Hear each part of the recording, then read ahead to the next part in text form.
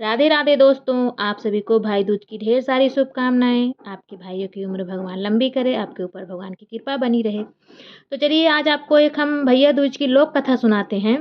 तो चलिए शुरू करते हैं। कहानी बहुत ही मार्मिक है। एक बुढ़िया माई थी, उसके 7 बेटे और एक बेटी थी। बेटी की शादी हो चुकी थी।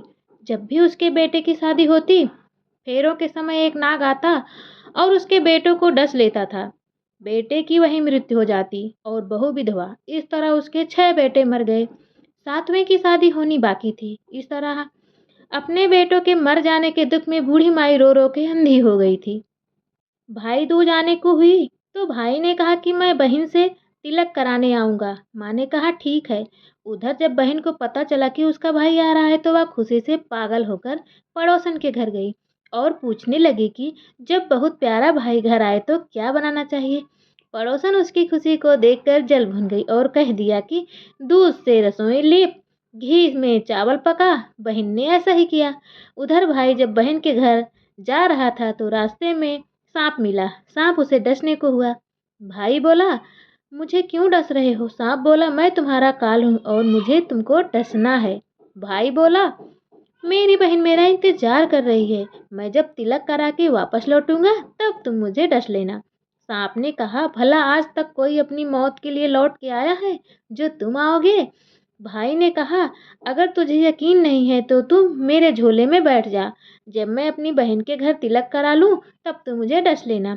सांप ने ऐसा ही किया। भाई बहन के घर पहुंचा। दोनों बड़े खुश हुए। भाई बोला, बहन जल्दी से खाना दे, बड़ी भूख लगी है। बहन क्या करे, ना तो दूध की रसोई सूखे, ना ही घी में चावल पके। भाई ने पूछा, बहन इतनी देर क्यों लग रही है, तू क्या पका रही है? तब बहन ने बताया कि ऐसा ऐसा किया है। भाई बोला, पगली कहीं की, घी में कहीं चावल पकते हैं या दूध से कोई रसोई लिपता है? गोबर से रसोई लिप, दूध में चावल पका।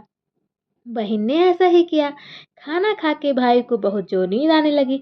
इतने में बहन के बच्चे आ गए। बोले, मामा मामा हमारे लिए क्या लाए हो? भाई बोला, मैं तो कुछ लाया नहीं। बच्चों ने वह झोला ले लिया जिसमें सांप था। जैसे ही उसने खोला उसमें से हीरे का हार निकला। बहन ने कहा, भैया तूने बताया नहीं कि तुम मेरे लिए इतना सुंदर हार लाए हो।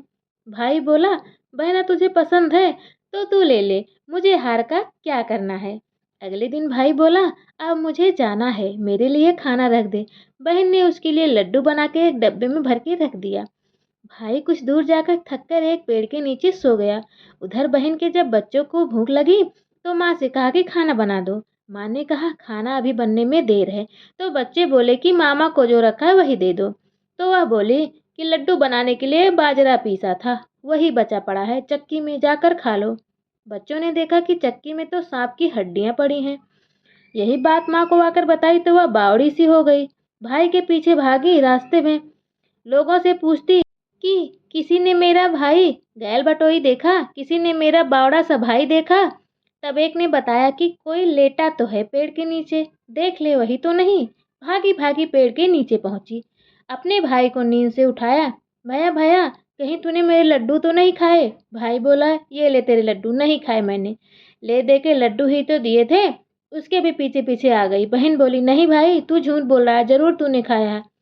अब तो मैं तेरे साथ चलूंगी। भाई बोला, तू ना मान रही तो चल फिर। चलते चलते बहन को प्यास लगती है। वह भाई से कहती है कि मुझे पानी पीना है। भाई बोला, अब मैं यहाँ तेरे लिए पानी कहाँ से लाऊं? देख तू कहीं चील उड़ रही है, चली जा, शायद वहाँ तुझे पानी मिल जाए। तब बहन वहाँ गई और पानी पीकर जब लौट रही थी तो रास्ते में देखती है कि एक जगह जमीन में 6 सिलाएं गड़ी हैं और एक बिना गड़े हुए रखी थी। उसने एक बुढ़िया से पूछा कि ये सिलाएं कैसी हैं। उस बुढ़िया ने बताया कि एक बुढ़िया है, उसके 7 बेटे थे। 6 बेटे की तो शादी के मंडप में ही मर चुके हैं, तो उनके नाम की ये सिलाएं जमीन में गड़ी हैं। अभी 7वें की शादी होनी बाकी है। जब उसकी शादी होगी तो वह भी मंडप में ही मर जाएगा, तब यह 7वीं सिलाई भी जमीन में गड़ जाएगी। यह सुन बहन समझ गई कि ये सिलाई किसी और की नहीं बल्कि उसके भाइयों के नाम की हैं। उसने उस बुढ़िया से अपने 7वें भाई को बचाने का उपाय पूछा। बुढ़िया ने उसे बतला दिया कि वह अपने 7वें भाई को कैसे बचा सकती है। यह जानकर वह यहाँ से अपने बाल खुले करके पागलों की तरह अपने भाइयों को गालियां देते हुए उसके पास पहुंची। भाई के पास आकर बोलने लगी, तू तो मरेगा, कुटेगा, जलेगा। भाई उसके ऐसे व्यवहार को देखकर चौंक गया, पर उसने कुछ समझ में नहीं आया। इस तरह दोनों भाई बहन माँ के घर पहुंच गए। थोड़े समय के बाद भाई के लिए सगाई आने लगी। उसकी शादी तय हो गई। जब भाई को सेहरा पहनाना जाने लगा तो उसकी बहन बोली, इसको क्यों सेहरा बंधेगा? सेहरा तो मैं बांधूंगी, ये तो जलेगा मरेगा। सब लोगों ने परेशान होकर सेहरा बहन को दे दिया।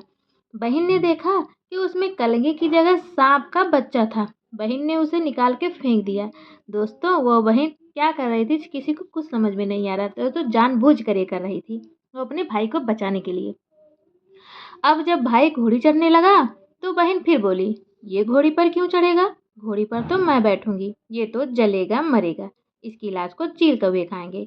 यह सब लोग सुनकर बहुत परेशान थे। सबने उसे घोड़ी पर चढ़ने दिया। अब जब बारात चलने को हुई तब बहन बोली, ये क्यों दरवाजे से निकलेगा? ये तो पीछे के रास्ते से जाएगा। दरवाजे से तो मैं निकलूंगी। जब वह दरवाजे के नीचे से जा रही थी तो दरवाजा अचानक गिरने लगा।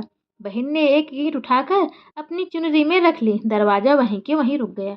सब लोगों को बड़ा अचंभा हुआ। रास्ते में जब एक जगह बारात रुकी तो भाई को पीपल के पेड़ के नीचे खड़ा कर दिया। बहन कहने लगी, ये क्यों छांव में खड़ा होगा? ये तो धूप में खड़ा होगा, छांव में तो मैं खड़ी होंगी। जैसे ही वह पेड़ के नीचे खड़ी हुई, पेड़ गिरने लगा। तब बहन ने एक पत्ता तोड़कर अपनी चुनरी में रख लिया। पेड़ वहीं के वहीं रुक गया। अब तो सबको विश्वास हो गया था कि ये बावली कोई जादू टोना सीख कर आई है, जो बार बार अपने भाई की रक्षा कर रही है। ऐसे करते करते फेरों का समय आ गया। जब दुल्हन आई तो उसने दुल्हन के कान में कहा, अब तक तो मैंने तेरे पति को बचा लिया, अब तू ही अपने पति को और साथ ही अपने मरे हुए जेठों को बचा सकती है। फेरों के समय एक नाग आया। वो जैसे ही दूल्हे को डसने को हुआ, दुल्हन ने उसे एक लोटे में भर के ऊपर से प्लेट से बंद कर दिया। थोड़ी देर बाद नागिन लहर लहर करती आई। दुल्हन से बोली, तू मेरे पति छोड़। दुल्हन बोली, पहले तू मेरा पति छोड़। नागिन ने कहा, ठीक है, मैं तेरा पति छोड़ा। दुल्हन, ऐसे नहीं, पहले 3 बार बोल। नागिन ने 3 बार बोला, फिर बोली कि अब मेरे पति को छोड़। दुल्हन बोली, एक मेरे पति से क्या होगा? दुल्हन बोली, हंसने बोलने के लिए एक जेठ भी तो होना चाहिए, एक जेठ भी छोड़। नागिन ने जेठ के भी प्राण दे दिए। फिर दुल्हन ने कहा, एक जेठ से लड़ाई हो गई तो एक और जेठ, वो विदेश चला गया, तो तीसरा जेठ भी छोड़। इस तरह करते करते दुल्हन ने अपने 6 जेठ जीवित करा लिए। उधर रो रो के बुढ़िया का बुरा हाल था कि अब तो 7वां बेटा भी बाकी बेटों की तरह मर जाएगा। गांव वालों ने उसे बताया कि उसके साथ बेटा और बहुएं आ रही हैं। तो बुढ़िया बोली, अगर यह बात सच है तो मेरी आंखों की रोशनी वापस आ जाए और मेरे सीने से दूध की धार बहने लगे। ऐसा ही हुआ। अपने सारे बहू बेटों को देखकर वह बहुत खुश हुई। बोली, यह सब तो मेरी बावली का किया है, कहाँ है मेरी बेटी? सब बहन को ढूंढने लगे तो देखा कि वह भूसे की कोठरी में सो रही है। जब उसे पता चला कि उसका भाई सही सलामत है तो वह अपने घर को चली। उसके पीछे पीछे सारी लक्ष्मी भी जाने लगी। बुढ़िया ने कहा, बेटी पीछे मुड़ के तो देख, तू सारी लक्ष्मी ले जाएगी तो तेरे भाई भाभी का क्या खाएंगे? तब बहन ने पीछे मुड़कर देखा और कहा, जो माँ ने अपने हाथों से दिया वह मेरे साथ चल।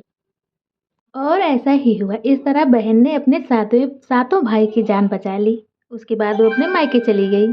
तो दोस्तों, कहानी बहुत ही मार्मिक है। इसे कहते हुए मेरा दिल भर आया है। तो दोस्तों, आप सभी के भाइयों की लंबी उम्र हो और मेरे भाई की लंबी उम्र हो। चलते मिलते हैं अगले वीडियो में। अगर वीडियो अच्छी लगी हो तो लाइक करें, चैनल को सब्सक्राइब करना बिल्कुल भी ना भूलें। चलिए मिलते हैं अगले वीडियो में। तब तक के लिए राधे राधे। खुश रहिए, मस्त रहिए।